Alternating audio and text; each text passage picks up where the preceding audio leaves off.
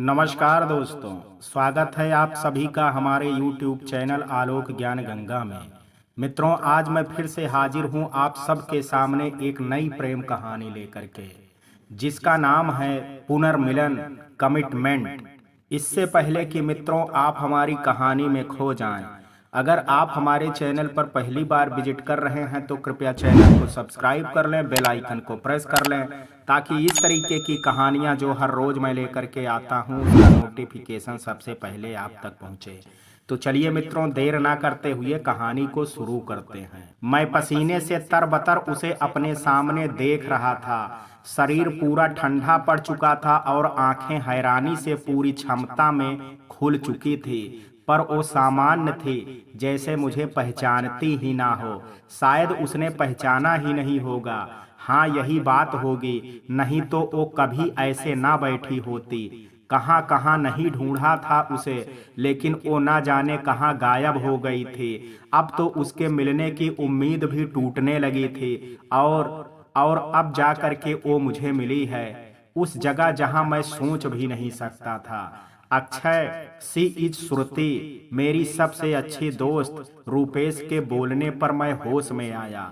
वो हल्के से मुस्कुरा करके बोली, हेलो। उसका ये बेगानापन अपने आप में मेरे मुंह पर तमाचा था। मैं अपना पसीना पोंछ करके बड़ी मुश्किल से बोला, हेलो श्रुति, ये अक्षय है, जिन्होंने मुझे उस सड़क हादसे में ऊपर पहुंचाने से बचाया था। रूपेश ठिठोली करते हुए बोला तो वो नाराज हुई।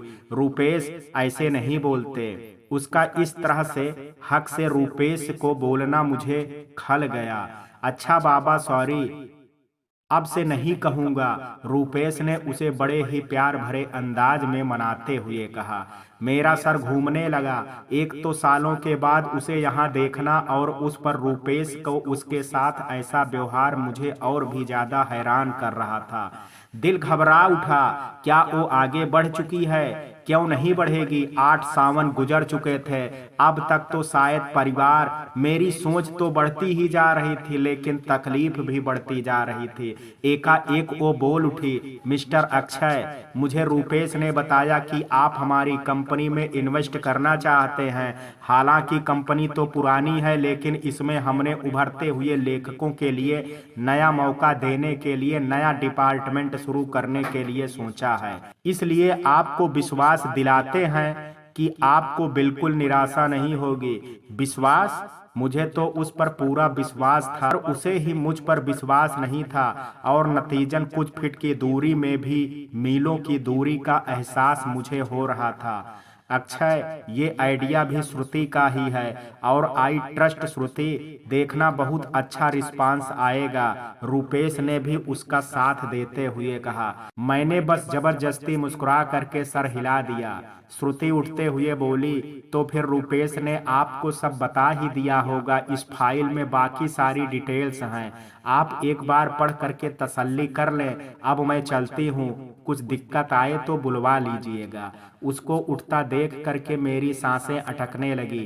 कितना कुछ कहना था, लेकिन वो तो फिर से उसी गति से भाग रही थी जैसे 8 साल पहले भागी थी। उसके जाते ही रूपेश ने मुझसे पूछा, चाय बुलवाऊं?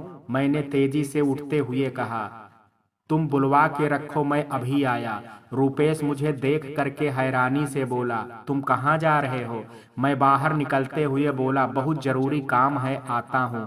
मैं जैसे ही बाहर निकला, श्रुति दूर दिखाई पड़ गई।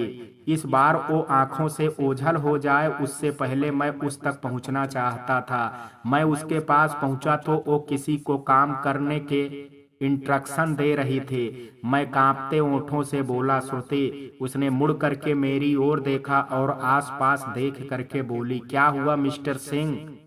रूपेश नहीं दिख रहा है।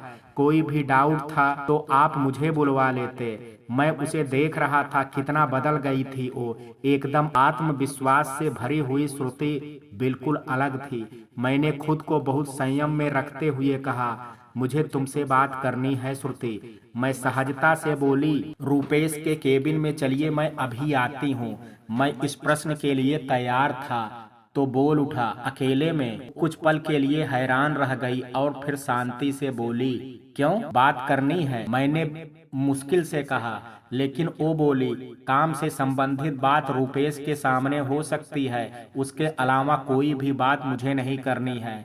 ये बोल करके उसने मेरे सालों से दबा गुस्सा बाहर निकाल दिया और मैं गुस्से से बोल उठा, लेकिन मुझे करनी है। 8 सालों से इस घुटन भरी जिंदगी को जी रहा हूँ, अब नहीं होगा, समझी। मेरी तेज आवाज से सब लोग मुझे देखने लगे। वो भी इधर उधर देख रही थी। शायद उसे भी उम्मीद नहीं थी कि मैं लोगों के सामने इस तरह से बर्ताव कर जाऊंगा। वो धीमे आवाज में बोली, ठीक है, चलिए बाहर। बाहर आते ही जैसे वो मुझ पर बरस पड़ी। क्या बदतमीजी थी ये, मैंने भी गुस्से में कहा। बदतमीजी मैंने किया, तुमने? 8 सालों से तुम्हारे पीछे पागलों की तरह घूम रहा हूँ, कहाँ कहाँ नहीं ढूंढा तुम्हें, जानती भी हो। उसने दोनों हाथों को आपस में बांधते हुए कहा, क्यों? आप मुझे क्यों ढूंढ रहे थे? मैं भावुक हो चला था। क्यों? श्रुति, बहुत प्यार करता हूँ तुमसे, आज भी। वो व्यंग से मुस्कुराई और बोली, हाँ ठीक है, शायद आपकी बात पूरी हो गई है, मैं चलती हूँ। वो आगे बढ़ी ही थी कि मैंने उसका हाथ पकड़ करके उसे अपने पास खींच लिया। वो एकदम से घबरा करके मुझे देखने लगी तो मैं बोल पड़ा, एक बार मेरे बारे में नहीं सोचा? चली गई बिना कुछ कहे, बिना कुछ सुने, मुझे अकेला छोड़ करके। उसने मुझसे एक हाथ छुड़ाया, जैसे ना जाने कितने कीड़े उससे चिपक चुके हों। वो झटके से मुझसे दूर होते हुए बोली, किसे कहती, किसे सुनाती? तुम्हारे जैसे एहसास नहीं थे मेरे, जो आज किसी के लिए, कल किसी और के लिए, और परसों ना जाने कौन। बस श्रुति, मुझसे सहन नहीं हुआ। आखिर उसने मेरे प्यार का मजाक उड़ा दिया था। मैं बोला, तुम अच्छे से जानती थी कि मैंने सिर्फ तुमसे, शेफाली से भी यही कहा होगा ना? अरे मैं तो भूल ही गई, 8 साल पुरानी बात है, अब तो शेफाली भी कहीं होगी, बल्कि 8 सालों में तो शायद गिनती भी याद नहीं होगी। मैं नम आंखों से उसे देख रहा था, आंखों में आंसू तो उसके भी आ चुके थे। वो भर्राए गले से बोली, तुमसे दूर गई थी क्योंकि हिम्मत नहीं थी मेरी तुम्हारे साथ बदलती हुई लड़कियों को देखने की। प्यार किया था मैंने तुम, लेकिन तुम लोग क्या कहते हैं, हाँ टाइम पास। टाइम पास के जमाने में मोहब्बत कर बैठी थी, उसकी सजा तो मिलनी ही थी मुझे। कैसे यकीन दिलाऊं तुम्हें श्रुति, मेरा प्यार तब भी सच्चा था और आज भी सच्चा है। मेरा भी गला भर आया। वो व्यंग से मुस्कुरा करके अपने आंसू पोंछते हुए बोली, वाकई तुम्हारा प्यार सच्चा था अक्षय, तभी तो मुझे छोड़ करके शेफाली के साथ। वो तुम्हारा फैसला था श्रुति, मैं कभी तुमसे अलग नहीं होना चाहता था। शेफाली ने बस उस समय मेरा साथ दिया था, पर शेफाली के साथ मेरा वो रिश्ता नहीं था जो तुम समझती हो। एग्जाम के बाद मैं तुम्हें सब कुछ साफ साफ बता देना चाहता था, लेकिन तुम चली गई। उसने नफरत से मुंह फेर लिया था। तो मैं अपनी पूरी ताकत बटोरते हुए बोला, तुमने तो एक बार मुझे सफाई देने का भी मौका नहीं दिया श्रुति। वो नफरत से मुझे देखते हुए बोली, तुम खुश थे अक्षय, तुम्हें मेरी जरूरत ही नहीं थी, और मैं तुम्हारे सामने गिड़गिड़ा करके अपना आत्मसम्मान नहीं गिराना चाहती थी, इसलिए सम्मान से चली आई। हाँ वक्त लगा मुझे, लेकिन संभल गई, इसलिए आज तुम्हारे साथ में काम करने की हिम्मत जुटा पाई। मैं उसका दर्द महसूस कर पा रहा था, लेकिन प्यार नहीं जो कभी बेतहाशा हुआ करता था, शायद मैं उसके काबिल ही नहीं था। वो बोली, मुझे लगता है आपकी बात पूरी हुई है, इसलिए मैं चलती हूँ, बहुत काम पड़ा है, और उम्मीद है आगे हम अब भी मिले तो आप प्रोफेशनली ही मुझसे बिहेव करें, वरना अगली बार मैं बर्दाश्त नहीं करूंगी। अपनी सारी बर्दाश्त की हद मैं 8 साल पीछे ही छोड़ आई हूँ। बोलते हुए वो ऑफिस के अंदर चली गई। मेरी आंखों में रुके हुए आंसू गालों पर आ गए। 8 साल बाद मिली थी वो, लेकिन लगा जैसे वो ही नहीं, मेरा दिल जोर जोर से रो रहा था। बदकिस्मती तो ये थी कि वो मिल करके भी नहीं मिली थी, और ना जाने अभी कितनी और जुदाई बाकी थी। मैं पूरी हिम्मत से तैयार थी उसका सामना करने के लिए, लेकिन मेरी तैयारी की नींव एक पल में ढह गई। वो तब भी मेरी कमजोरी था और अब भी है। जिस पर उसने मेरा हाथ पकड़ा, ऐसा लगा जैसे वही पहली बार वाला एहसास मुझे हुआ हो। एक बार फिर से मेरा दिल धड़कने लगा और एक बार फिर से दिल भारी हो गया। मैं घर में आई तो माँ मुझे देखते ही बोली, आ गई सुरती, चल खाना लगा देती हूँ। मेरी जरा भी इच्छा नहीं थी खाना खा सकूं, लेकिन पापा के जाने के बाद माँ बस मेरे ही सहारे थी। मेरे बिना खाना भी नहीं खाती थी, इसलिए उनके लिए ही एक रोटी बड़ी मुश्किल से खा पाई।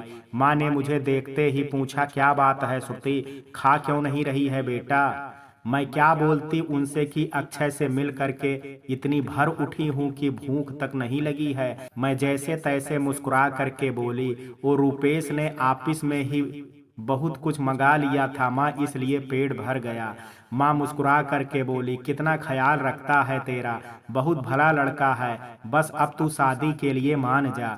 मुझसे और सुना नहीं गया तो मैं खींच करके बोली, प्लीज माँ। माँ भी बराबरी से बोली, क्या माँ, 29 साल की हो चुकी है और फिर भी तेरी यही जिद है, आखिर चाहती क्या है तू? मैं बोली, माँ आज नहीं प्लीज। माँ नम आंखों से बोली, आज तेरे पापा होते तो भी तू यही जिद होती? नहीं ना, पता नहीं और कितना मेरी वजह से तुझे इस तरह रहना पड़ेगा। अब मुझसे रहा नहीं गया, एक वही तो थी मेरा सहारा। मैं उनके पास जा करके उन्हें गले लगाते हुए बोली, आपकी वजह से कुछ भी नहीं है माँ, कितनी बार समझाऊं आपको। बस मैं शादी ही नहीं करना चाहती।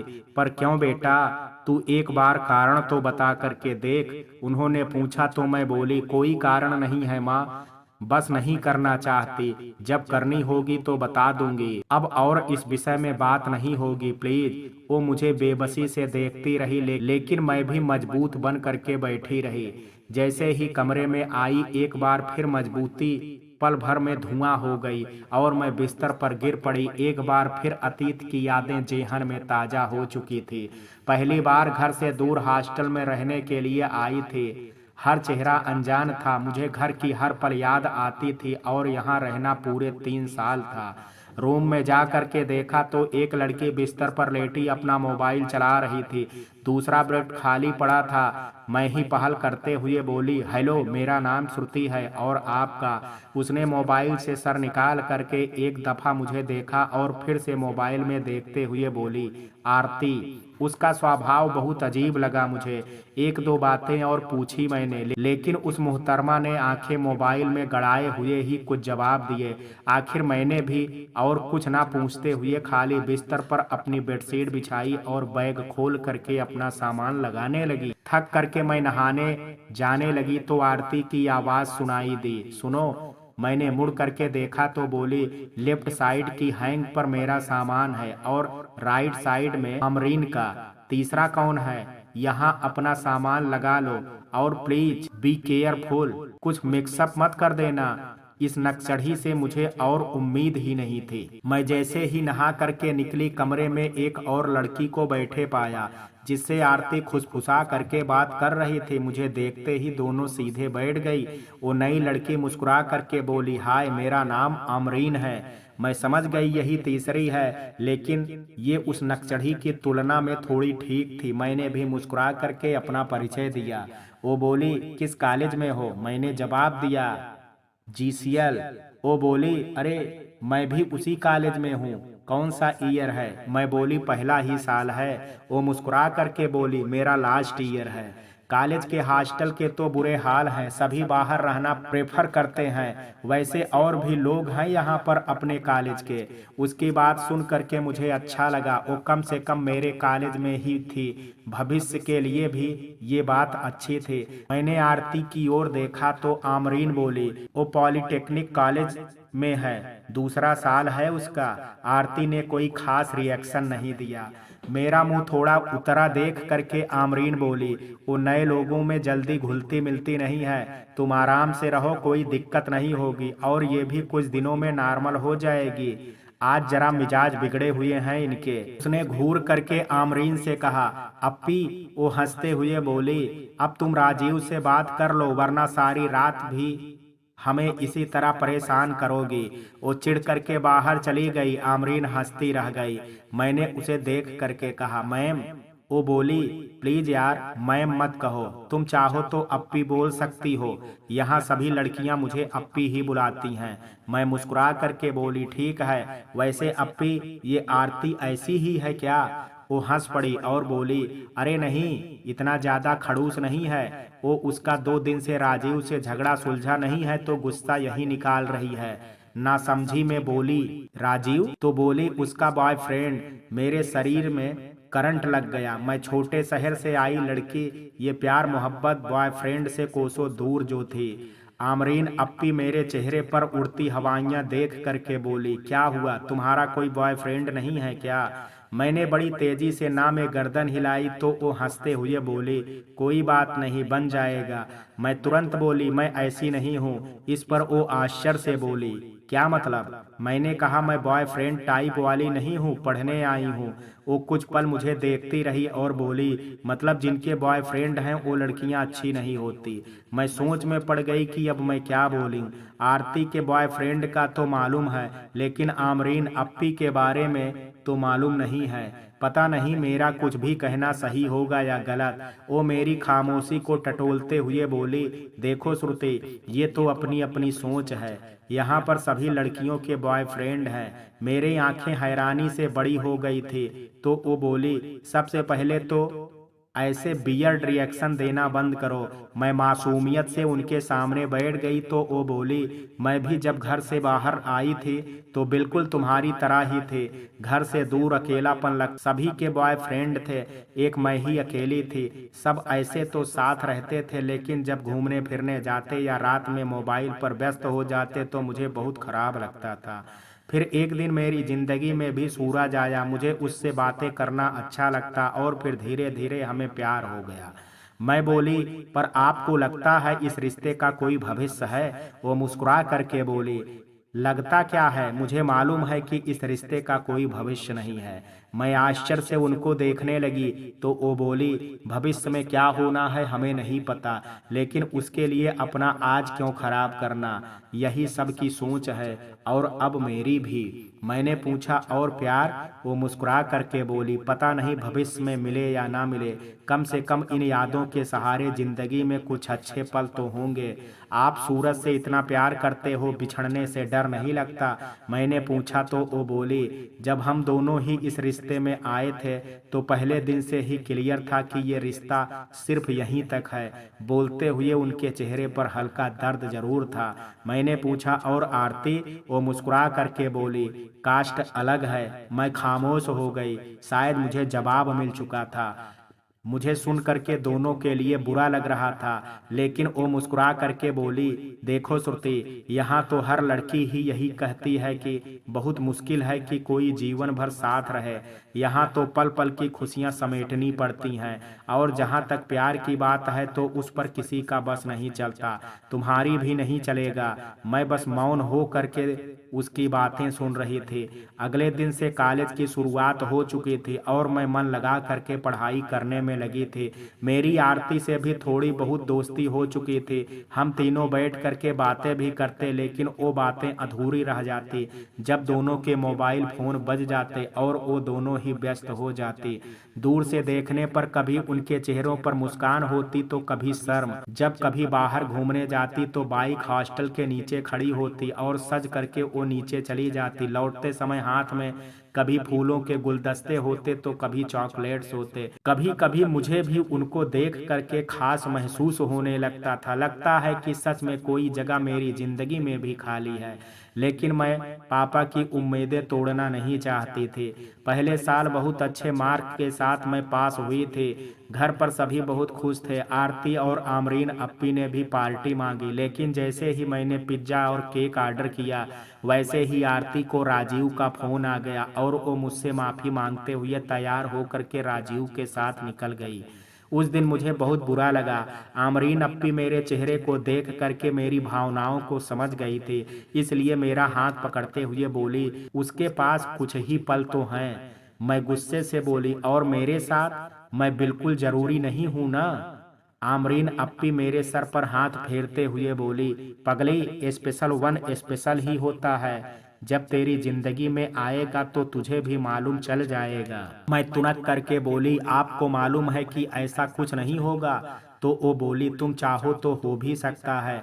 मैंने आश्चर्य से उनकी ओर देखा तो वो बोली, सूरज के कुछ दोस्त हैं जूनियर बैच में, तुम चाहो तो वो अपने सिंगल दोस्तों से मिलवा सकता है। मैं डर के मारे बोली, आप डेट की बात कर रही हो? वो हंसते हुए बोले, डेट वैसी वाली नहीं बाबा, मतलब दोस्ती करोगी तो समझ आएगा, अगर कोई पसंद आए तो आगे बढ़ना।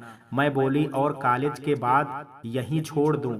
इस पर अप्पी बोली, जरूरी नहीं कि सबके साथ ऐसा ही हो, तुम अगर अपनी फैमिली को समझा पाई तो हो भी सकता है। तुम्हारा स्पेशल वन हमेशा तुम्हारे साथ रहे, नहीं तो सभी की शुरुआत ऐसे ही होती है, पर इस रिश्ते का कोई भविष्य नहीं होगा। मैं घबराई तो वो बोली, भविष्य कौन बता सकता है? आरती की बड़ी बहन के शादी धूमधाम से हुई थी, लेकिन तलाक हो गया। प्रगति की बहन की सगाई तय हो करके टूट गई। तो फिर इस रिश्ते में तो सब कुछ साफ ही रहेगा। तुम्हें पहले से पता रहेगा कि जरूरी नहीं कि ये बॉयफ्रेंड हो करके भी लड़का टेम्परेरी ही हो और सगाई होने वाला परमानेंट। बाकी तुम्हारी मर्जी, कोई जबरदस्ती नहीं है। मैं सारी रात सोच में रही और अगले दिन मैंने आबरीन अप्पी को ग्रीन सिग्नल दे दिया। अपने आसपास की नाकाम शादियों को देख करके मुझे भी अपने हिस्से में कुछ खुशियां चुननी थी। मैं भी इस खास पलों को जीना चाहती थी और उसकी शुरुआत आज से होने जा रही थी। मैं शाम को एक ग्रीन सूट पहन करके तैयार हो गई। मुझे देखते ही आमरीन अप्पी बोली, ऐसे जाओगी? मैंने दोबारा शीशे में खुद को देखा और फिर पलट करके बोली, क्या हुआ, अच्छी नहीं लग रही हूँ? वो हंसते हुए बोली, तुम्हारा कुछ नहीं हो सकता है, रुको तुम। बोलते हुए उन्होंने अपनी अलमारी से कुछ सामान निकाला। मेरे कान के सोने के ईयर रिंग जो कभी जन्म में नहीं बदले थे, वो बदल करके उन्होंने अपनी छोटी और खूबसूरत झुमकी मुझे पहनाई और फिर हल्का सा टचअप करते हुए बोली, अब ठीक है। मैंने शीशे में देखा तो एक पल को हैरान रह गई। बहुत ज़्यादा मेकअप नहीं था, पर फिर भी इतना नेचुरल मेकअप करते हुए उन्होंने मुझे बहुत सुंदर तैयार किया था। कुछ देर बाद हम दोनों सूरज की बुलाई जगह पर पहुंच गए। सूरज भैया से मैं पहले भी मिल चुके थे। वो बहुत सरल व्यक्तित्व के स्वामी थे।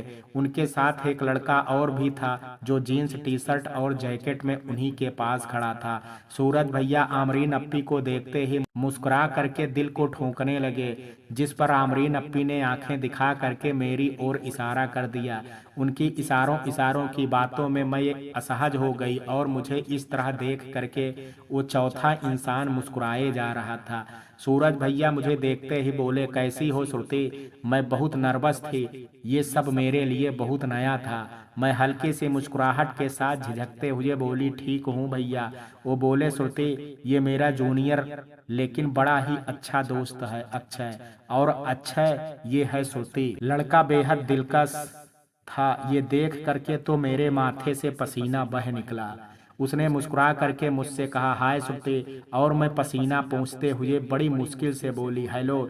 इतनी सांस भरी थी इस हेलो में कि मुंह से बाहर केवल लो सुनाई दिया, बाकी हे हवा में घुल गया था।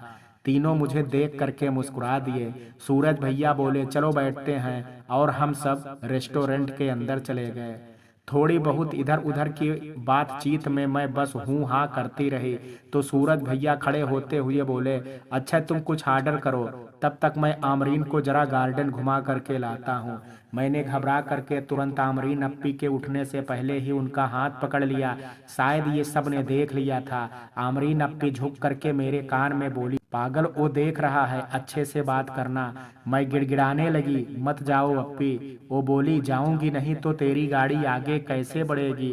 टेंशन मत ले सूरज, अगर विश्वास पर छोड़ रहा है तो अक्षय बहुत अच्छा लड़का ही होगा।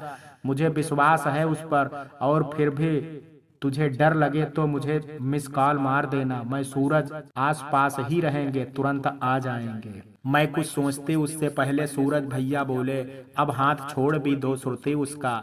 मुझ गरीब पर थोड़ा तो तरस खाओ। मैं शर्म से पानी पानी हो चुकी थी और तुरंत अप्पी का हाथ छोड़ करके शराफत से बैठ गई। अप्पी मुझे ऑल द बेस्ट बोल करके निकल गई। अब बस बचे थे तो मैं और अक्षय अक्षय और मैं अकेले उस रेस्टोरेंट में बैठे हुए थे। वो लगातार मुझे देख रहा था और मैं लगातार उससे नजरें चुरा रही थी। मेनू उठाते हुए बोला, क्या लोगी श्रुति? मेरे तो हाथ पैर कांपने लगे थे। इस तरह एक लड़के के साथ अकेले, वो भी रेस्टोरेंट में पहली बार बैठी थी। अपने शहर से दूर होते हुए भी मेरी नजरें इधर उधर घूम रही थी कि कोई देख तो नहीं रहा है। लेकिन कुछ युगल बड़े ही प्यार भरे अंदाज में हाथों में हाथ डाले बैठे थे, तो कुछ मुस्कुरा करके हंसी मजाक कर रहे थे। परिवार के लोग कुछ कम ही थे, दोस्तों का मंडल भी जगह घेरे हुए था। मैं इधर उधर देख करके सकुचाते हुए बोली, नहीं, मुझे मुझे कुछ नहीं चाहिए। सामने से वो हंसते हुए बोला, फिर तो हमें भगा देंगे यहाँ से। मैंने चौंक करके उसकी ओर देखा तो वो बोला, अब हम बिना कुछ आर्डर किए यहाँ बैठेंगे तो जरूर भगा दिए जाएंगे। मैं झेप गई तो वो बोला, काफी तो पीती ही हो ना? मैंने हाँ में सर हिला तो जरूर दिया, लेकिन असल बात तो ये थी कि काफी भी मैंने आज तक घर में ही पी थी। वो मेनू मेरे सामने करते हुए बोला, कौन सी? मेरे चेहरे पर हवाइयां उड़ने लगी। इसमें तो ना जाने कितनी तरह की कॉफी लिखी हुई थी और मुझे तो सिर्फ एक ही पता था, घर की नेस्कैफे की बोतल। मैं शर्म के मारे मेनू में ही सर गड़ाए हुए उसे पढ़ने का नाटक करने लगी, लेकिन सारे के सारे नाम नए थे।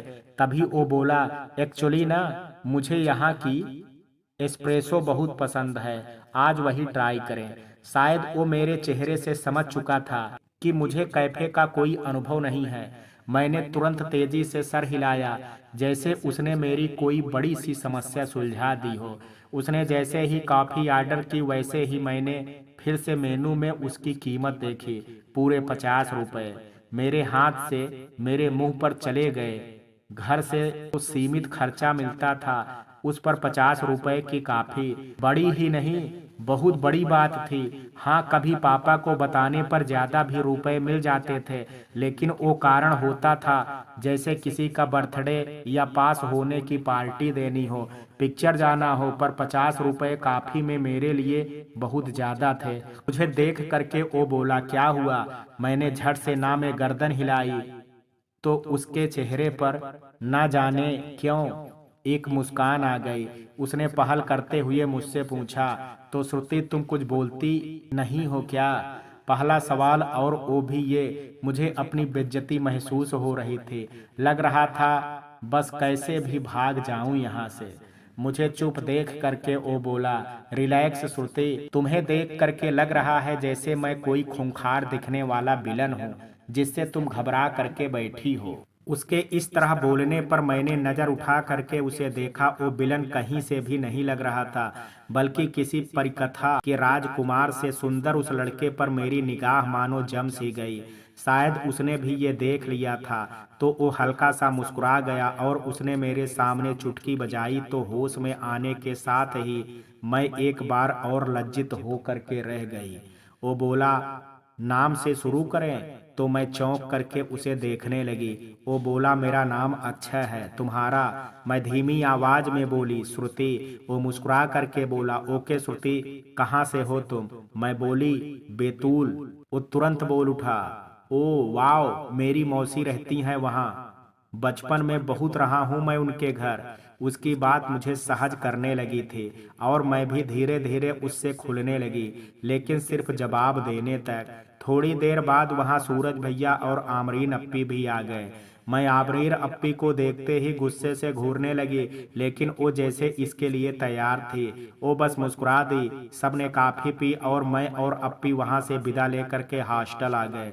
हॉस्टल लौटने के बाद मैंने सोचा था कि मैं अप्पी से नाराज रहूंगी, लेकिन यहाँ मामला उल्टा था। अब अप्पी के साथ साथ आरती मुझे लगातार छेड़े जा रही थी। बताना, कैसी रही पहली डेट? क्या क्या बात हुई? लड़का कैसा था? मैं बस दोनों के उत्सुक चेहरों को देख रही थी। उन्हें देख करके एक बार फिर से मुझे अक्षय की याद आ गई। उस समय तो घबराहट के मारे ज्यादा कुछ बोल ही नहीं पाई थी, लेकिन अब जैसे ही वो याद आया तो मुझे एहसास हुआ कि लड़का सच में बहुत अच्छा था। आज के समय के लड़कों की तरह एक भी बार उसने फ्लर्ट करने की कोशिश नहीं की मुझसे, बल्कि मुझे देख करके वो बहुत शालीनता ही से ही पेश आया था। ये सोच करके ही मेरे चेहरे पर मुस्कान आ गई, लेकिन इस मुस्कान का सामने बैठी विभूतियों ने बेहद गलत अर्थ निकाल लिया और सामने से आरती की आवाज आई, लो ये तो पहले ही मुलाकात में दीवानी हो गई। कहाँ तो जाने के लिए भी तैयार नहीं थे, अब तो आने के बाद भी उसी के ख्यालों में गुम है। मैं बुरी तरह से झेप गई और बोली, ऐसा कुछ भी नहीं है समझे। आरती भी छेड़ते हुए बोली, तो फिर कैसा है समझाना। और वो मुझे आंख मारते हुए मुस्कुरा दी। मैं बोली, ऐसी वैसी कोई बात नहीं है हमारी। मेरे बोलने पर अप्पी चौंक करके बोली, क्या? वो कुछ भी नहीं बोला। मैं नासमझी से उसकी ओर देख करके बोली, मतलब? तो वो बोली, दीवाना है तेरा, रोज तुझे ही कॉलेज में ताड़ता रहता है। उनकी बात से मेरे रोंगटे खड़े हो गए और मैं घबरा करके बोली, क्या बोल रहे हो आप? वो मेरे हाथ पकड़ते हुए बोली, रिएक्ट करने से पहले पूरी बात सुन लेना। मैं और हैरानी से उन्हें देखने लगी तो वो बोली, अक्षय भी हमारे ही कॉलेज में है, अभी सेकेंड ईयर में है और तुम्हें काफी पसंद भी करता है, पर तुम्हारी मर्जी नहीं थी, इस वजह से मैंने भी तुम्हें नहीं बताया। लेकिन अब जब तुम खुद को एक मौका देने को तैयार हो तो वो क्यों नहीं, जो तुम्हें पहले से ही इतना पसंद करता है। उनकी बातों से मुझे चक्कर सा आने लगा और मैं बोली, आपको कब से मालूम है? वो बोली, बस एक तुम्हें छोड़ करके सबको मालूम है। श्रुति, अगर तुम किताबों से नजर उठा करके कभी देखती तो शायद तुम्हें भी दिख जाता। मेरी आंखें हैरानी से फैल गई तो वो बोली, अक्षय कोई छिछोरा लड़का नहीं है श्रुति, वो तो खुद ही अपने बैच का टॉपर है। उनकी बात सुन करके मुझे अब याद आया कि कॉलेज के टॉपर बोर्ड पर मैंने इसका नाम देखा था। अब तो मुझे और भी पसीने छूटने लगे थे। तो आरती मुझसे बोली, देख ये सब दिल की बातें हैं, कोई तुझे फोर्स नहीं करेगा। और जहाँ तक अप्पी बता रही है, लड़का ऐसी वैसी कोई हरकत वाला नहीं है। होता तो अब तक तेरे आगे पीछे घूम घूम करके तुझे कितना परेशान कर चुका होता। ये बात तो सच थी, क्योंकि अगर ऐसा कुछ होता तो मैंने भी आज उसे पहली बार ही देखा था। इसका मतलब उसने कभी अपनी मौजूदगी का मुझे एहसास भी नहीं करवाया था। कहीं ना कहीं मुझे थोड़ा सुकून था। अप्पी मुझसे बोली, अब तू कभी मिले उससे तो भले ही बात करे या ना करे उससे, लेकिन कम से कम उस पर बरसना मत। अगले दिन मैं जैसे ही कॉलेज पहुंची तो ना जाने क्यों मेरी नज़र इधर उधर घूमने लगी। पहली बार ऐसा हुआ था जब मैंने नज़र उठा करके किसी को ढूंढा हो, और मैं खुद नहीं जानती थी कि क्यों मैं ऐसा कर रही थी। और कुछ पलों के बाद वो मुझे दिखाई दिया अपने एक दोस्त के साथ। मैंने जब उसकी ओर देखा तो पाया कि उसकी नज़र तो पहले से ही मेरे ऊपर थे। ये देख करके तो मैं और बुरी तरह से घबरा गई और उससे नजरें चुरा करके तेजी से अपने क्लास की ओर चली गई। एक दो दिन यही सिलसिला चलता रहा। हमारी निगाहें जैसे ही मिलती मैं भाग खड़ी होती, यहाँ तक कि अगर मैं उसे कैंटीन में बैठा देख लेती तो लंच करने भी नहीं जाती। मेरी इस हालत पर मेरी दोनों रूममेट हंस हंस करके लोटपोट हो जाती। आखिर एक दिन ये सिलसिला टूट ही गया। जब मैं छुट्टी में तेजी से बाहर निकल रही थी तो अक्षय मुझे गेट पर ही खड़ा मिल गया। अब मेरी समझ में नहीं आ रहा था कि मैं क्या करूं। तभी वो सामने आया और मुझे देखते ही बोला, मुझसे भागती क्यों रहती हो? तो मुझे उससे इस सवाल की उम्मीद बिल्कुल नहीं थी, तो मैंने आश्चर्य से बोला, क्या मतलब? वो बोला, बनो मत श्रुति, तुम भी जानती हो कि तुम मुझसे छुपती रहती हो, लेकिन मेरी समझ में नहीं आता क्यों। मैं उससे नजरें चुराते हुए बोली, नहीं ऐसा कुछ नहीं है। तो वो बोला, देखो श्रुति, ये सच है कि मैं तुम्हें पसंद करता हूँ, लेकिन मैं उनमें से नहीं हूँ जो इस बात को साबित करने के लिए तुम्हें परेशान करे। मैंने जब से तुम्हें देखा है तब से तुम्हें पसंद करता हूँ, लेकिन कभी कदम आगे नहीं बढ़ा सका। सूरज सर ने जब बताया कि आमरीन ने तुम्हें मिलने के लिए राजी कर लिया है तो मुझे विश्वास ही नहीं हुआ, लेकिन फिर भी मैंने तुमसे ऐसी वैसी कोई बात नहीं की जिससे तुम्हें अनकंफर्टेबल हो। पर जब तक एक मौका देने को तैयार हो तो फिर वो मौका मुझे क्यों नहीं श्रुति सिर्फ इसलिए कि मैं तुम्हें पहले से पसंद करता हूँ। उसकी बातों ने मुझे निरुत्तर कर दिया था और मुझे इन सवालों में उलझा करके आगे बढ़ गया था। मैं सारी रात सो नहीं सकी और आखिरकार मैं भी अपने दिल के हाथों मजबूर हो चली। अगले दिन अक्षय मुझे देख रहा था, लेकिन मेरी निगाहें पड़ते ही वो आगे बढ़ गया। पर मैंने हिम्मत करके इस बार उसे आवाज दी, अक्षय। मैं ही जानती थी कि वो हिम्मत मैंने कैसी बटोरी थी। अक्षय ने हैरानी से पलट करके मेरी ओर देखा तो मैंने झिझकते हुए उससे बोला, ओ मेरा मतलब है। मैंने पुरजोर कोशिश की, लेकिन उससे खुद से रोकने के बाद भी मैं कुछ कह नहीं सकी। शायद वो समझ गया था तो बोला, शाम को कॉफी पीने चलें। मैं आश्चर्य से उसे देखने लगी, लेकिन वो मुझे देख करके बस मुस्कुराए जा रहा था। मेरे पेट में इस समय तितलियों ने उड़ना शुरू कर दिया था। कभी किसी के साथ की इतनी लालसा नहीं हुई थी जो उसे देख करके होने लगी थी। एकदम घबराई सी, सकुचाई सी वो अलग सी लड़की कब मेरे दिल में घर कर गई मुझे मालूम ही नहीं चला। उससे कुछ बोलने की हिम्मत ही नहीं हुई। लगता कि कहीं मुझे आवारा या लफंगा ना समझ लें। लेकिन सूरज ने जब मुझे उससे मिलाया तो लगा कि कुदरत पूरी तरह मेहरबान हो चुकी है मुझ पर इतनी खूबसूरत मुलाकात के बाद उसका मुझसे नजरें चुराना, मुझसे भागना, यहाँ तक कि मेरी प्रेजेंट में कैंटीन तक ना आना मुझे तकलीफ पहुंचाने लगा। क्यों उसे मुझसे दिक्कत है? इस सोच के साथ मैंने ठान लिया कि उससे पूछ करके ही रहूंगी कि आखिर उसको दिक्कत है क्या। पर उसको सुनाने के बाद उसका मासूम चेहरा देख करके मुझे ना जाने क्यों बहुत बुरा लगने लगा। ऐसा लगा उसका दिल दुखाने के लिए खुद को थप्पड़ मार लूं। बेचैनी पर बेचैनी बढ़ती जा रही थी और सोच लिया कि अब उसके सामने भी नहीं पड़ूंगे। लेकिन इतना आसान कहाँ था। ये भी उसकी एक झलक देख करके मन फिर दगा कर बैठने को होता है। लेकिन इससे पहले कि वो कल के लिए मुझे कुछ सुनाए मैं सीधा निकल जाना चाहता था, पर उसने मुझे आवाज दी। पहली बार उसके मुंह से अपना नाम सुना था मैंने। वो एहसास अलग गुदगुदाने वाला था। मैं पलटा जरूर, लेकिन तैयार था कि वो मुझे सुनाएगी। लेकिन वो तो कुछ कहने की कोशिश कर रही थी, और जो कहने की कोशिश कर रही थी वो अल्फाजों में जरूर साफ नहीं था, लेकिन उसके हाव भाव और आंखों से साफ जाहिर था। मेरा मन ऐसा हुआ कि इसी पल उसे गले से लगा लूं, पर मैं सिर्फ उसे कॉफी के लिए पूछ पाया था। हम कॉलेज गेट से कॉलेज निकले। कॉफी शॉप के बजाय यहाँ की चाय पिए। उसने सामने एक छोटी सी चाय की दुकान की ओर इशारा किया तो मैंने उससे हैरानी से पूछा, पक्का तुम्हें कोई दिक्कत नहीं होगी? मुझे कोई पूर्व अनुभव तो था ही नहीं। जितना दोस्तों से सुना था कि लड़कियों को अच्छे रेस्टोरेंट में कॉफी पीना पसंद होता है, मैं भी उसी तर्ज पर चल रहा था। लेकिन जब उससे चाय की दुकान की बात सुनी तो मैं हक्का बक्का रह गया। बदले में वो मुस्कुरा करके बोली, जगह भले ही छोटी है, लेकिन यहाँ की चाय में बाहर स्वाद होता है। और वैसे भी ना। बोलते बोलते वो रुक सी गई तो मैंने उसकी ओर देखा। शायद वो बोलने में असहज हो रही थी तो मैं मुस्कुरा करके बोल पड़ा, कोई बात नहीं श्रुति, तुम बता सकती हो।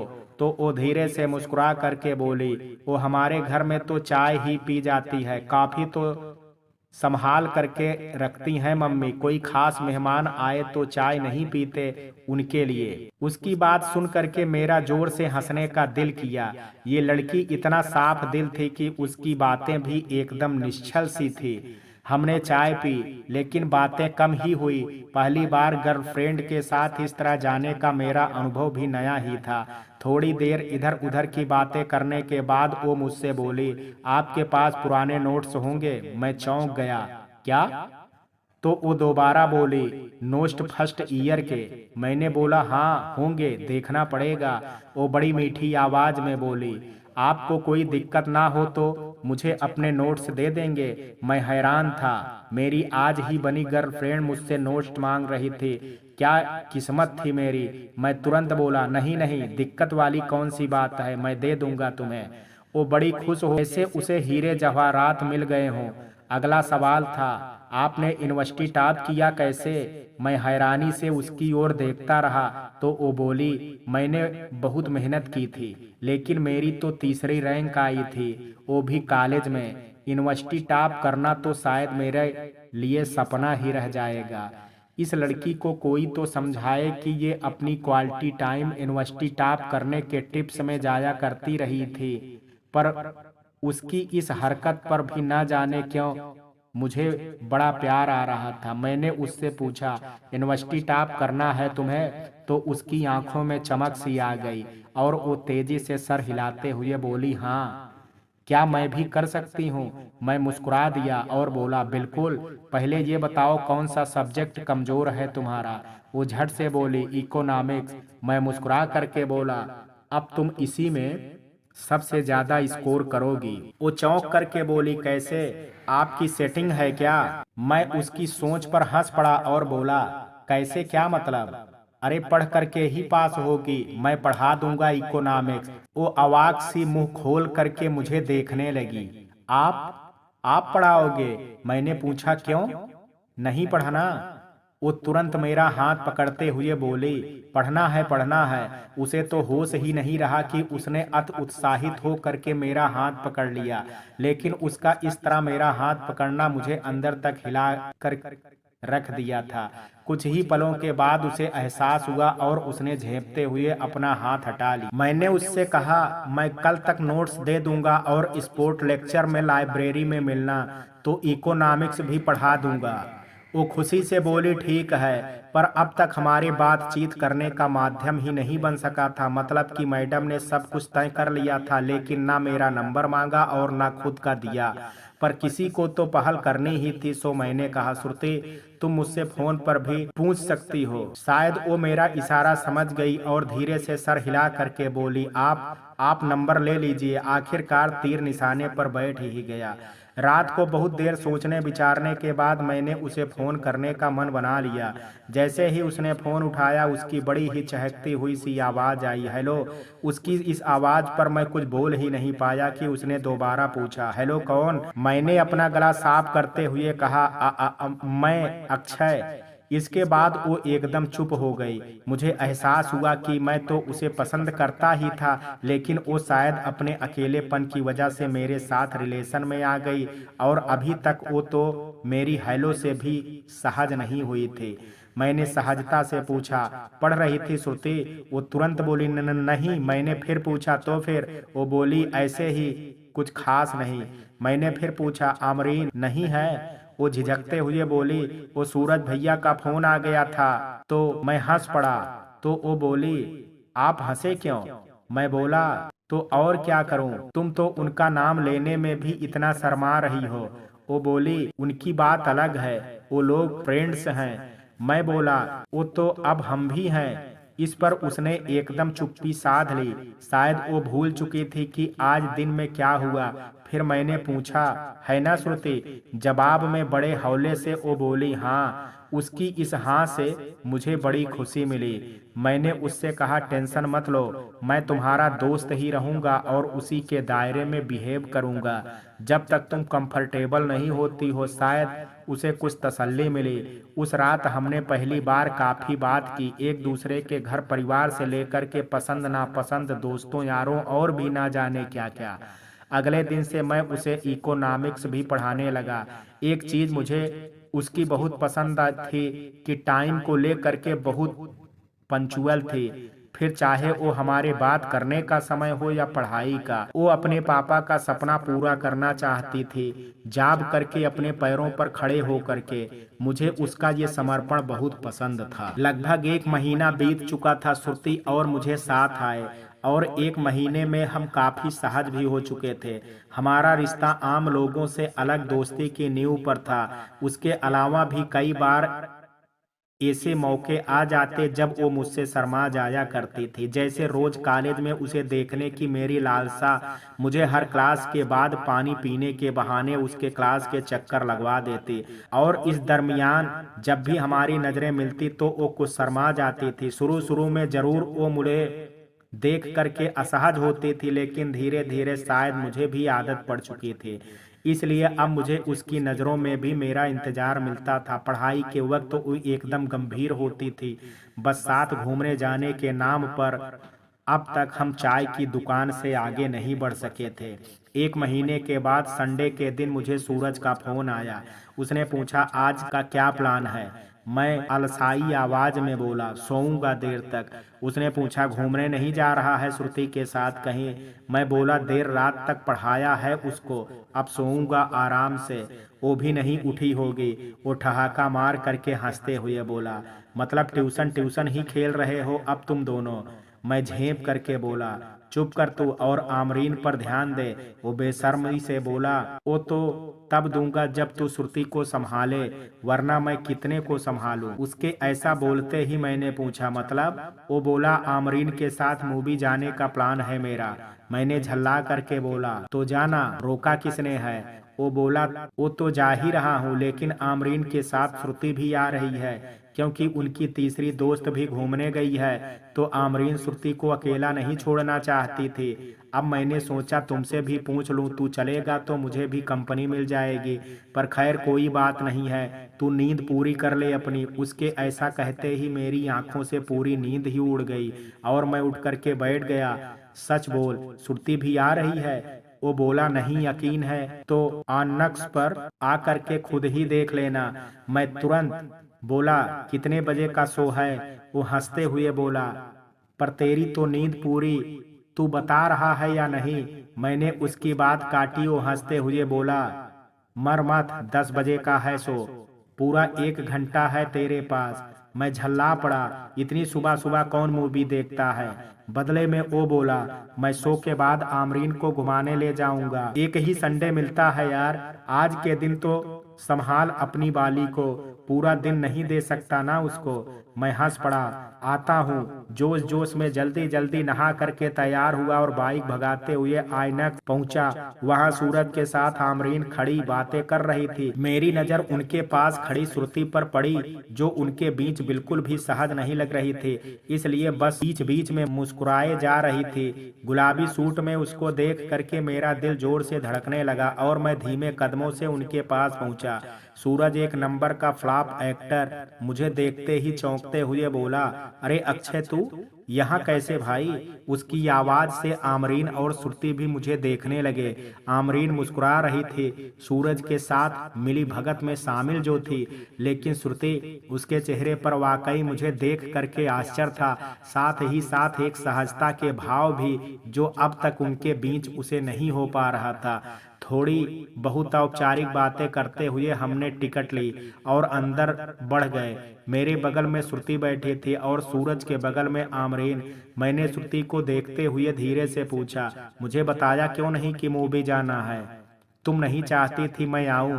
वो घबरा करके मुझे देखते हुए धीरे से बोली ऐसा कुछ नहीं है, मुझे सच में नहीं मालूम था कि अप्पी को ऐसा कोई प्लान है। मुझे तो पता था कि आप देर से उठोगे और फिर पता नहीं क्यों आरती के जाने के बाद अप्पी मुझे अकेला छोड़ने को तैयार ही नहीं थी। उनकी जिद के कारण ही मुझे आना पड़ा, लेकिन ना जाने क्यों उनके बीच में मुझे ऐसा लग रहा था जैसे जैसे तुम कबाब में हड्डी हो। मैंने उसकी ओर देख करके पूछा तो उसने मेरी ओर देखा और फिर हामी में सर हिला दिया। मैं मुस्कुरा करके बोला डोंट वरी, ऐसा मौका आए तो मुझे फोन कर लिया करो। उसने धीरे से सर हाँ में हिला दिया। मूवी शुरू हुई तो कुछ दृश्यों को देख करके श्रुति और मैं दोनों ही असहज हो रहे थे, जबकि बाकी सब सामान्य थे। यहाँ तक कि आमरीन और सूरज भी पूरा हाल हाथों में हाथ डाले बैठा था और मुझे श्रुति को हाथ पकड़ने तक की हिम्मत नहीं हो रही थी। जैसे तैसे मूवी खत्म हुई और हम सब बाहर आए। सूरज मुझसे बोला अक्षय, श्रुति को हॉस्टल छोड़ देना, हम लोग माल हो करके आते हैं। उनके जाने के बाद मैंने श्रुति से पूछा हॉस्टल छोड़ दूं। उसने शराफत से सर हिला दिया और हम दोनों आगे बढ़ गए, लेकिन बाइक तक जाने के लिए हमें सड़क पार करनी थी। श्रुति ना जाने किस बेख्याली में चली जा रही थी कि उसे ध्यान ही नहीं रहा कि साइड से एक कार तेज रफ्तार से आ रही है। मैंने जल्दी से हाथ बढ़ा करके उसे पीछे खींचा और कार थोड़े अंतर से निकल गई। मैं इसमें बुरी तरह से घबरा गया था। वहीं वो भी शायद इसके लिए तैयार नहीं थे, इसलिए कांपने लगी थी। मैंने उसकी दोनों बाजुओं को पकड़ते हुए कहा, श्रुति, श्रुति यहाँ देखो, सब ठीक है। उसने मेरी ओर देखा, उसकी आंखों में नमी थी और ना जाने से क्या हुआ कि वो सीधे मेरे सीने से आ लगी। मैं स्तब्ध था। कहाँ तो हम हाथ पकड़ने में भी संकोच करते रहे और आज वो खुद मेरे सीने से आ लगी। मैंने उसका सर हल्के से सहलाते हुए कहा, क्या हुआ, डर गई क्या? उसने मुझसे चिपके हुए हाँ में सर हिला दिया। मैं भी उसका डर महसूस कर पा रहा था, तो उसे समझते हुए बोला, कोई बात नहीं, चलो अब चलें। वो मेरी बात सुन करके जैसे होश में आई और झट से मुझसे दूर हो करके खड़ी हो गई। निगाहें भी उसकी कुछ झुकी हुई थी। मैंने ये देखा और न जाने क्यों पहली बार हिम्मत करके उसका हाथ पकड़ लिया। उसने भी एक बार चौंक करके मेरी ओर देखा और लेकिन उसने अपना हाथ छुड़ाने की कोई कोशिश नहीं की। मैंने उसका हाथ थाम करके सड़क पार की। मेरे साथ बाइक पर बैठने का भी ये उसका नया अनुभव था, इसलिए वो मुझे पकड़े या सीट को इसमें ही उलझी थी। पर मैंने ये उसके ऊपर छोड़ दिया और आखिरकार एक ब्रेक लगने के बाद अपने आप उसके हाथ मेरे कंधों पर आ करके ठहरे। बाइक को हॉस्टल की दिशा में ना जाते देख करके वह बोली, हम कहाँ जा रहे हैं? मैं मुस्कुरा करके बोला, लॉन्ग ड्राइव पर। वो आश्चर्य से बोली, क्या? मैंने उसे शीशे में देख करके सिर्फ एक मुस्कान दी। वो भी मौन स्वीकृति दे चुके थे। आखिर पूरा दिन एक दूसरे के साथ गुजारने के बाद हम दोनों ही बड़े खुश थे। पहली बार हम इस तरह से एक दूसरे के करीब आए थे। दोस्तों की तरह तो सहजता बन चुकी थी, लेकिन प्रेमी प्रेमिका जैसे नवयुवक के रूप में पहली बार हम सहज हुए थे। ये अनुभव हमारे लिए यादगार था। दिन बीतने लगे और इसी के साथ श्रुति और मेरे रिश्ते में मिठास भी घुलती रही। अब हम एक दूसरे के साथ काफी सहज हो चुके थे, पर कॉलेज में श्रुति की वजह से हम दूरी ही बना करके रखते थे, क्योंकि कहीं ना कहीं श्रुति नहीं चाहती थी कि हमारे बारे में कॉलेज में सबको पता चले और फिर लोगों की नज़र हमें असहज करे। कॉलेज में हम सब सीनियर और जूनियर ही थे, पर हमारा रिश्ता उतना ही गहरा होता जा रहा था। एक भी दिन उससे बात किए बिना बेचैनी से भरा होता था और बात करने पर जैसे सुकून की बारिश हो जाती थी। कॉलेज में मेरे दोस्त करण और श्रुति की दोस्त काव्या को हमारे बारे में पता था, इसलिए वो लोग जरूर हमें कॉलेज में यदा कदा साथ देख करके छेड़ने लगते थे। सपनों से भी खूबसूरत चल रही हमारी इस दुनिया में एक दिन रोज की तरह जब मैंने श्रुति को कॉल किया तो उसने फोन उठाया, लेकिन कुछ बोली नहीं। मुझे कुछ समझ में नहीं आया और मैंने 2-3 बार उसे पुकारा, लेकिन उसकी ओर से कोई जवाब नहीं आया।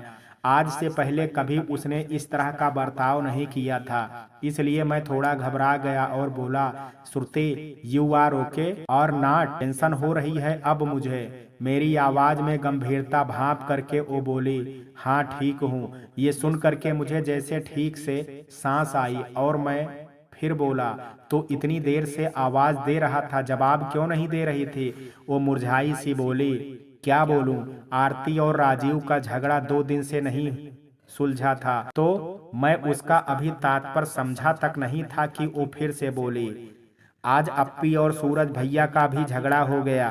तो मैंने फिर से पूछा। मुझे समझ में नहीं आ रहा था इस लड़की के दिमाग में आखिर चल क्या रहा है। जवाब में वो बोली, सूरज भैया उन्हें मनाने की कोशिश कर रहे हैं पिछले आधे घंटे से, लेकिन वो ही मान नहीं रही हैं। तो क्या श्रुति? आज पहली बार उसकी गोलमोल बातें समझ ही नहीं आ रही थी। वो गुस्से में बोली, तो ये कि तुम क्यों नहीं मनाते मुझे कभी? मैं अवाक सा मुंह खोले उसकी बात सुन रहा था। वो बोली, जवाब दो। मैं बोला, देता हूँ, और मैंने एक बार मोबाइल को सामने करके देखा और उसे अपने सर पर मार लिया। वो फिर बोली, अक्षय, तुम सुन रहे हो ना? मैंने तुरंत कहा, हाँ सुन रहा हूँ। तो बताओ ना फिर। वो बोली। तो मैंने जवाब दिया, पहले तुम बताओ कि आज तुमने खाने में क्या खा लिया जो ऐसे इंटेलिजेंट सवाल तुम्हारे दिमाग में आने लगे। वो बोली, अक्षय प्लीज मजाक मत करो ना। मैंने मुस्कुरा करके कहा, ठीक है, तो मैं तुम्हें नहीं मनाता। क्योंकि तुम मुझसे नाराज ही नहीं होती। वही तो। वो फिर बोली, तुम जानते हो इधर सब क्या बोलते हैं? मैंने मुस्कुरा करके पूछा, क्या बोलते हैं? बोलते हैं कि जहाँ प्यार है वहाँ लड़ाई भी है, पर हमारी कभी तो लड़ाई ही नहीं होती है। इसका मतलब कि हमारा रिश्ता मजबूत नहीं है, हमें प्यार नहीं है। इसके इस सवाल ने मुझे सच में चौंका दिया था। सारा दिमाग पढ़ाई में लगा करके कुछ बचा ही नहीं है इसके पास, तभी ऐसे फिजूल सवाल कर रही है। मैंने उससे पूछा, तुम्हें क्या लगता है? वो बोली, पता नहीं, लेकिन हमारा रिलेशन सबसे अलग है। मैं मुस्कुरा करके बोला, यही तुम्हारे सवाल का जवाब है। वो चौंकी, मतलब? मैंने कहा, हर किसी की इक्वेशन अलग होती है श्रुति, और ऐसे ही हर किसी का रिलेशन भी अलग होता है। सबकी समझ भी अलग होती है, इसलिए एक ही तराजू में सबको नहीं तौला जा सकता। अब हमारी बात ले लो तो शायद हमारी अंडरस्टैंडिंग उन लोगों से थोड़ी बेहतर है, इसलिए हमारे बीच कभी कोई झगड़ा नहीं होता है। सिंपल सी बात है। वो बोली, लेकिन मुझे भी लगता है कि सूरज भैया और राजीव की तरह तुम भी मुझे मनाओ, स्पेशल फील कराओ। मैंने गंभीरता से पूछा, क्या तुम्हें मेरे साथ कभी स्पेशल फील नहीं होता श्रुति? इस पर वो खामोश हो गई, तो मैंने दोबारा पूछा, बोलो। जवाब में वो बोली, मैं तो जब जब तुम्हारे साथ होती हूँ वो हर पल ही स्पेशल होता है। उसके जवाब से मेरे चेहरे पर मुस्कान दौड़ गई, और मैंने कहा, मेरे लिए भी श्रुति, जब हमारा हर मोमेंट स्पेशल होता है तो फिर अलग से हमें स्पेशल बनाने की कोई ज़रूरत ही नहीं लगी मुझे आज तक। पर फिर भी अगर तुम्हारी इच्छा है तो मैं कोशिश करूँगा कि प्लीज़। अच्छा, सॉरी। वो मेरी बात पूरी होने से पहले ही बोली, मैं भी ना कभी कभी बेवकूफ़ी भरी बातें कर बैठती हूँ। उसकी यही मासूमियत तो हम बार बार मेरे दिल में ले आती थी। मैं बोला, अच्छा सुनो ना। हाँ बोलो। एग्जाम के बाद सूरज सबका बाहर आउटिंग का प्लान बना रहा है, तुम्हें सही लगे तो हम भी चलें।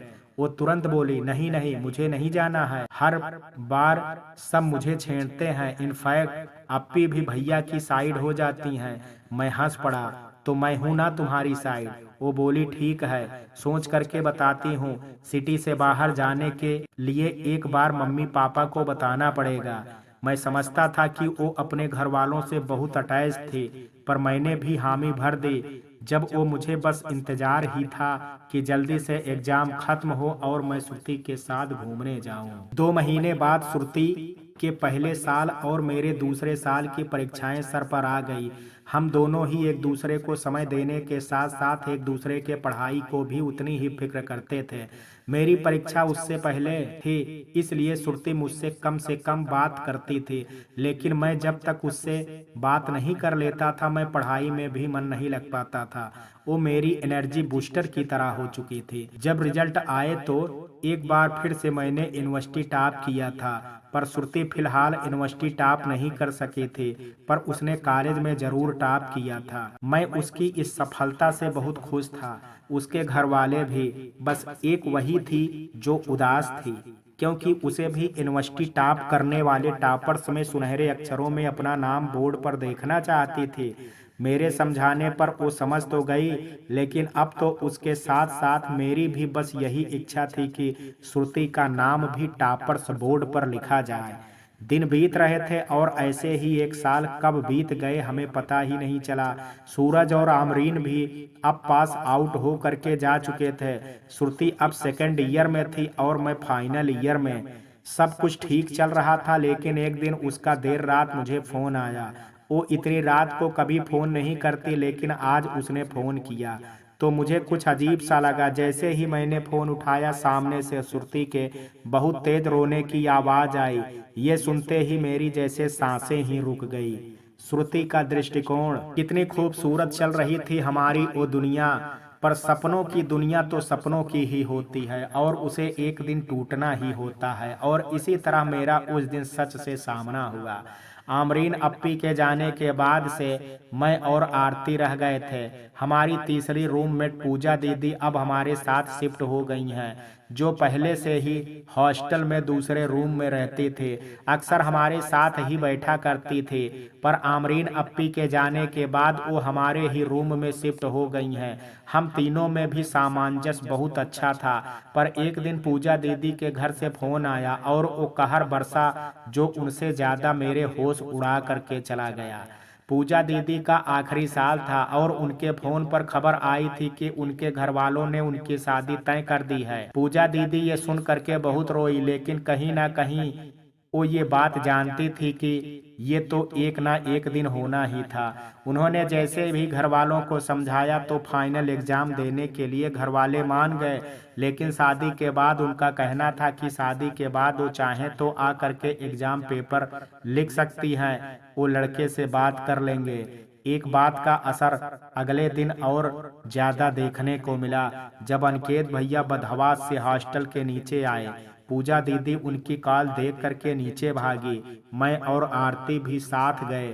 थोड़ी देर बाद जब हम सब हॉस्टल के पीछे वाले गार्डन में थे, जहां पूजा दीदी और अनिकेत भैया जी भर करके एक दूसरे से लिपट करके रोए, उनकी हालत देख करके आरती और मैं भी रो रहे थे। लेकिन आरती मुझसे ज्यादा मजबूर थी, वो इस सच्चाई के लिए तैयार थी। एक दिन उसे भी इन सब से गुजरना है। पर मेरे तो रोंगटे खड़े हो गए और उस समय मेरे दिमाग में भी अगर कुछ था तो बस अक्षय। मैं अनिकेत भैया और पूजा दीदी में खुद को और अक्षय को देख रही थी और इस ख्याल भर से मेरी रूह कांप उठी थी। जी भर करके आखिरी बार रो लेने के बाद अनिकेत भैया पूजा दीदी को संभालते हुए बोले, बहुत कम वक्त मिला हमें और मुझे तो इतना भी नहीं मिला कि तेरे लिए लड़ सकूं। बस इतना कहूंगा कि हमेशा खुश रहना पूजा, तू खुश रहेगी तो मेरे दिल में सुकून रहेगा। पूजा दीदी भी बुरा तरह से टूट चुकी थी, फिर भी दोनों ने खुद को संभाला और आखिरी अलविदा कह करके उनके प्यार की पहली सीढ़ी उस मोबाइल की सिम को तोड़ करके वहीं फेंक दिए। ये देख करके मेरा दिल रो पड़ा और जब मुझे इतनी तकलीफ हुई तो उन्हें कितनी हुई होगी, सोच करके ही मेरी जान निकल रही थी। मैं इस तरह अक्षय से दूर नहीं हो सकते थे। अब तो ये हालत थी कि उसके बिना जीने के बारे में भी नहीं सोच सकती थी। मैं भी अपने हिस्से में कुछ खुशियां और प्यार के पल चाहती थी, लेकिन अक्षय ने दिल में वो मुकाम हासिल कर लिया था जिसे मैं चाह करके भी किसी को नहीं दे सकती थी। वापस आने तक पूजा दीदी के पापा और भाई भी आ चुके थे। हमने उन्हें भारी मन से विदा किया और उनके जाने के बाद मैं बहुत देर तक रोती रही। जब दर्द बर्दाश्त से बाहर हो चला तो मैंने रात में घड़ी भी नहीं देखी और सीधे अक्षय को फोन कर दिया। अक्षय ने फोन उठाते ही कहा हेलो, लेकिन मैं खुद को संभाल ही नहीं पा रही थी। मेरे बिलखने की आवाज ने उसे भी विचलित कर दिया और वो बोला, श्रुति श्रुति क्या हुआ, तुम ठीक हो ना? लेकिन मैं कुछ बोलने की स्थिति में नहीं था। वो फिर बोला, श्रुति तुम रो रही हो, प्लीज कुछ बोलो ना। बाबू ऐसे ऐसे कभी नहीं रोते, तुम हुआ क्या है?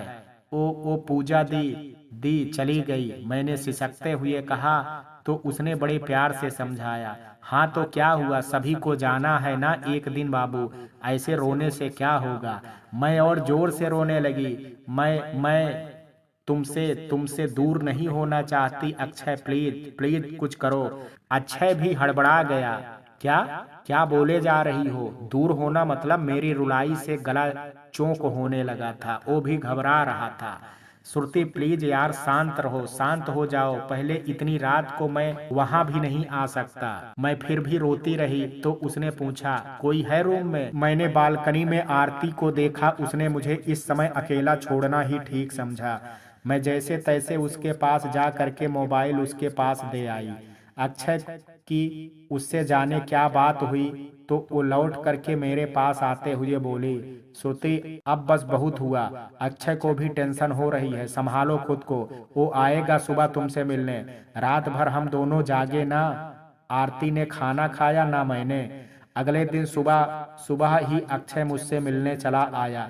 गार्डन में बैठी मैं अब भी आंसू बहा रही थी और अक्षय मेरे पास बैठा मेरा सर सहला रहा था। पूजा दीदी और अनिकेत भैया का से परेशान मेरे लिए बहुत बड़ा सदमा बन चुका था अक्षय। उसने मेरा हाथ थामते हुए कहा, लाइफ में प्रैक्टिकल होना बहुत जरूरी है श्रुति। पूजा और अनिकेत को पहले से ही इस रिश्ते का भविष्य मालूम था। मैं रो पड़ी, लेकिन उनका प्यार, उसका क्या? वो बोली, श्रुति, पूजा जिस कम्युनिटी से आती है वहाँ तो लड़कियों को पढ़ने के लिए भी मुश्किल से इजाजत मिलती है। पूजा को मालूम था कि उसके पास इतना ही समय है, फिर भी उसे अनिकेत से प्यार हो गया, क्योंकि ये तो दिल की बात है श्रुति, उस पर जोर नहीं है ना किसी का। और फिर अनिकेत, अभी आखिरी साल है उसका, कास्ट इशू तो होता ही है, फिर भी मान लो वो लड़ भी लेता अपने प्यार के लिए, पर उससे क्या होता? पूजा के घर वालों ने उसके लिए अच्छा सेटल्ड लड़का ढूंढा है, जबकि अनिकेत के तो अभी एग्जाम ही बाकी हैं। पूजा खुद भी ये सब जानती थी, इसलिए वो भी आसानी से मान गई।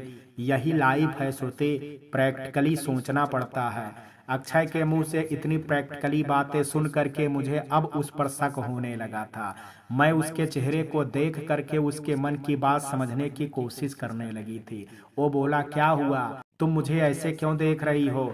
मैं तुम्हें देख रही हूँ, जितने प्रैक्टिकल तुम हो उतनी मैं नहीं हूँ अक्षय। मैं कल से इसी डर से जी रही हूँ कि अगर मैं तुमसे अलग हो गई तो मैं। श्रुति, स्टॉप इट, उसने मुझे बीच में ही टोक दिया। इसमें हमारी बात कहाँ से कहाँ आ गई? मैं बोली, क्यों नहीं है हमारी बात? आज पूजा दी और अनिकेत भैया अलग हुए हैं, कल ये सब हमारे साथ भी तो हो सकता है। वो मुझे डांटने लगा, सुरजे, प्रेजेंट में रहना सीखो, फ्यूचर की सोच में अपना आज भी खराब करने लगोगी तुम। और पहले ही समझाया था मैंने तुम्हें कि सबकी कंडीशन अलग अलग होती है पूजा। अनिकेत की सिचुएशन बहुत अलग थी और हमारी बहुत अलग है। क्या अलग है? मैंने अक्षय से पूछा। वो झल्ला करके बोला, श्रुति अब बस करो, इस टॉपिक का कोई कंक्लूजन नहीं है। मैं अपने आंसू पोंछते हुए बोली, लेकिन मुझे कंक्लूजन है। वो भी गुस्से में आ गया, शायद पहली बात क्या मतलब है? मैंने पूछा, हमारे इस रिश्ते का फ्यूचर क्या है? वो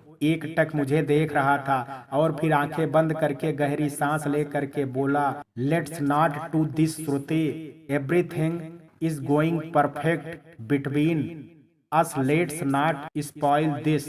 ऐसा नहीं करते हैं श्रुति, सब कुछ अच्छा चल रहा है हमारे बीच, मैं इसे खराब नहीं करते। एक ना एक दिन तो होगा ही, आज क्यों नहीं? मैं मजबूत हो गई। वो गुस्से में बोला, ये तो शुरू से ही क्लियर था ना, फिर आज क्यों? मैं चौंक गई। ये कब कहा था अक्षय कि हम साथ नहीं रहेंगे?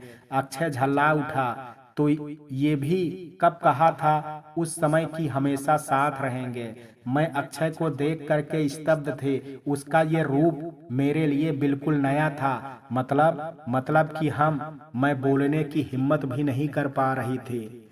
वो भी अब तक अपने गुस्से पर नियंत्रण पा चुका था, तो मेरे पास आ करके मेरे दोनों कंधों को पकड़ते हुए बोला, देखो श्रुति, ऐसा नहीं है कि मैं तुम्हारे साथ नहीं रहना चाहता। In fact I love you very much. पर अभी से हम फ्यूचर को प्रेडिक्ट नहीं कर सकते।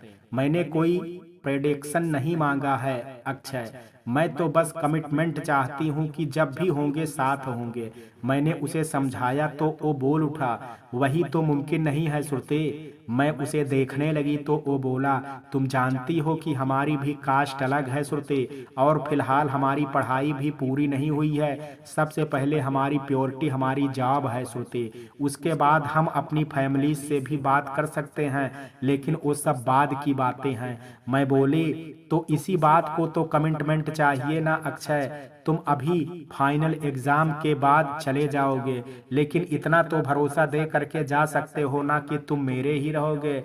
वो मुझे देख करके बोला, जानती हो श्रुति, सबसे बड़ा दुख कब होता है? जब वादे टूटते हैं। इसलिए मैं तुमसे इस वक्त कोई वादा नहीं कर सकता, क्योंकि मैं नहीं चाहता कि कोई वादा तोड़ करके मैं तुम्हें जिंदगी भर का दुख दे दूं।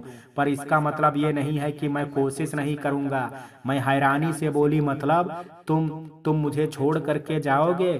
फिर फ्यूचर? श्रुति, वो चिढ़ गया।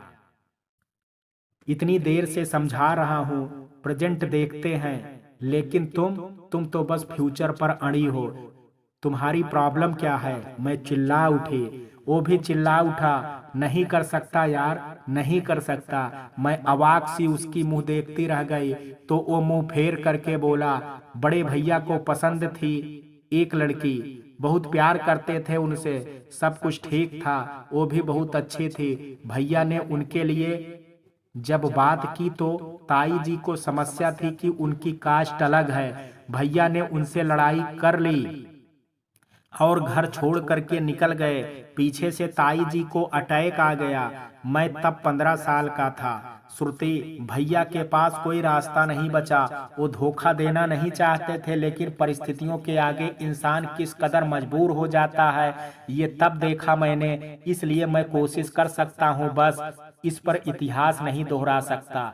मेरे आंसू रुक नहीं रहे थे। मैं सिसकते हुए बोली, फिर तुम आगे क्यों बढ़े? मुझे पहले से ही क्यों नहीं बताया कुछ? वो बोला, इस बारे में तुमने भी कभी कुछ नहीं कहा ना श्रुति। और फिर ऐसा नहीं है कि मैं तुम्हारे साथ भविष्य में नहीं रहना चाहता, बल्कि मैं तो। पर मेरा आंसुओं से तरबतर चेहरा देख करके वो चुप हो गया।